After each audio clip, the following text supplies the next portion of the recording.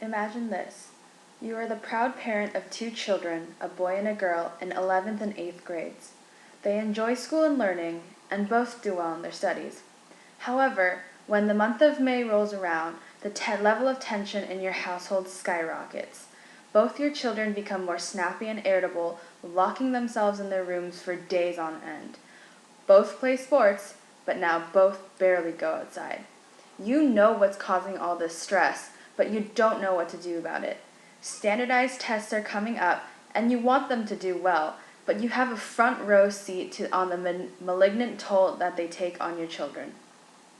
Finally, it escalates to the point where they barely eat, they rarely speak, and they don't sleep. And every morning, you have to send your bleary-eyed, weary kids to school to start another long day of tests. In this light, are standardized tests truly the academic gift that the education system makes them out to be? For every pro of standardized testing, there is a con. Because of the undeniable physical toll standardized testing takes on the students, and its unreliability as a marker of intelligence or predictor of future success, standardized testing should be eliminated from the education system. Standardized testing, both the preparation and the actual test itself, is a grueling endeavor that takes a toll on even the brightest kids in America. The first few weeks of May are the ripest season for testing. In these short few weeks, both AP and state standardized exams occur. Both are lengthy processes that exhaust school children. AP tests are designed for the college-level classes and are around 3 hours each with only a 10-minute break in the middle. Oftentimes, students will be taking multiple AP exams over the course of the 2 weeks. This nonstop testing and the subsequent studying and sleepless nights it calls for exacts a heavy physical toll. State standardized testing is a process of a week-long testing in all different subjects with multiple hours of testing for multiple days straight. These tests cause immeasurable amounts of stress. According to WebMD, to maintain their health, children aged 7 through 12 should get 10 to 11 hours of sleep per day, while children aged 12 to 18 should get 8 to 9 hours of sleep per day. During these testing weeks, it is lucky if students can grab 4 hours of sleep per day. Clearly, that number falls far short of the optimal amount of sleep for children, causing sleep deprivation, depression, and even physical ailments. In another physical effect, the stress caused by preparing for these tests elevates levels of the hormone cortisol in the body. Cortisol is a hormone produced by the adrenal gland and is crucial to staying alive. However, cortisol production is stimulated by stress, and too much stress can elevate cortisol levels to dangerously high amounts. According to the Mayo Clinic, some of the negative effects of prolonged exposure to high levels of cortisol include anxiety, depression, digestive problems, heart disease, sleep problems, weight gain, and memory and concentration impairment. Considering how frail a child's body and system is compared to an adult's, higher levels of cortisol would be even more detrimental to a child's health.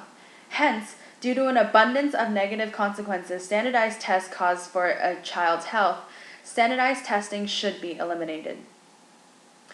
Furthermore, new research indicates that standardized testing is no longer as accurate of a compass or scale for a student's intelligence or potential. For decades, standardized tests such as the SAT have been administered to high school students in an effort for colleges to pick the best fits for their program. Gradually, the SAT has grown and grown into a monster so gargantuan and starved that students literally study themselves to death in an attempt to conquer it.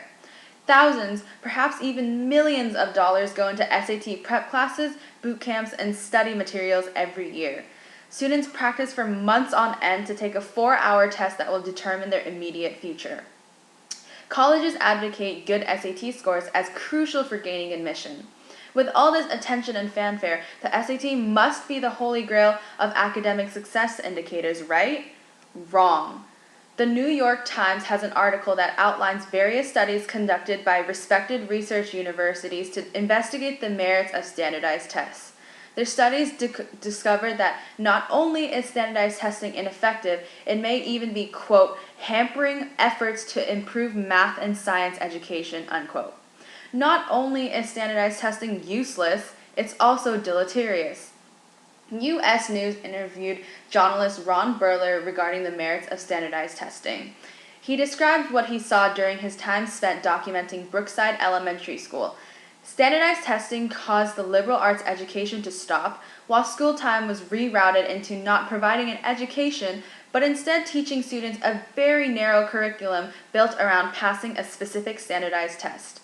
The Washington Post outlines 13 negative consequences of standardized testing, heard from parents and educators all around Pennsylvania. They include lost learning time, reduced content knowledge, narrowed curriculum, being shut out of programs, diverted resources, school closures, loss of curiosity and love of learning, blocked access to facilities, harmful stress, internalized failure, effects on grades, graduation requirements, and altered school culture. These are just from Pennsylvania parents and educators. Finally, an article on PBS summarized a study led by Bates College's former Dean of Admissions William Hiss. This study investigated the mere need of SAT and ACT tests for admissions and their correlations with success of students in college. This study showed that SAT and ACT tests had no correlation in determining graduation rates from college. With these results, standardized testing is clearly obsolete and more harmful than beneficial. As such, standardized testing should be negated. Still, many people declare the merits of standardized testing. It is a long-standing symbol and marker of the successes in the American education system. They are objective measures of a student's achievements, able to quantify a year's worth of learning into a numeric test score. There are even some studies showing positive effects of standardized testing. Some students are good at testing and enjoy them. However, for all these positives, the drawbacks still stand. Furthermore, what often goes unspoken and unnoticed is the sheer emotional toll standardized tests take on students. Teenagers undergo tumultuous times during their adolescence, and their self-esteem and confidence is fragile and not yet solidified. Oftentimes, it takes just one bad test scores for teens to believe that they are dumb or stupid. Additionally, students study so hard for a test like the SAT, tying their sense of self-worth to the test, and if the results come back less than what they wanted, the slap of reality utterly crushes them. Depression, a decreased sense of value, and a belief in their own unintelligence are results of standardized testing. When so much pressure is put on students to do well on these tests, what happens if they can't? Sometimes the pressure builds and builds until it breaks, and then we have a tragedy. Then the problem of stress and expectations and the confining of a student's worth into a single number or test score is spotlighted and discussed, only to fade too soon and left unresolved. But even beyond these rare tragedies, the plight of thousands of depressed, lost students goes unacknowledged. The only way to rescue them is to stop quantifying the value of a student and to stop driving them into putting their self-worth into how well they do on an exam. Every student is worth so much more than a test score, and all are brilliant in their own ways. But in today's education culture, that simple fact too often remains ignored and unnoticed. For that reason, though standardized testing may have once held value, it is an archaic beast that is too long past its prime and must be vanquished for the good of future generations. Undeniably, standardized testing has countless of drawbacks that now not only make it obsolete, but even harmful. The struggle of thousands of faceless, nameless students in America cannot be justified by a series of geriatric tests.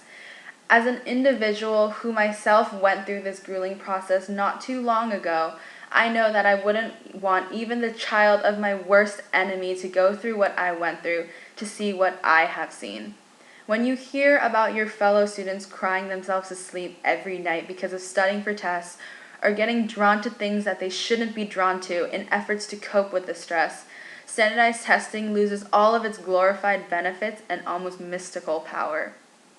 In my mind, it is just another demon that needs to be fought, but it's too old and too large a monster for a few people to fight alone.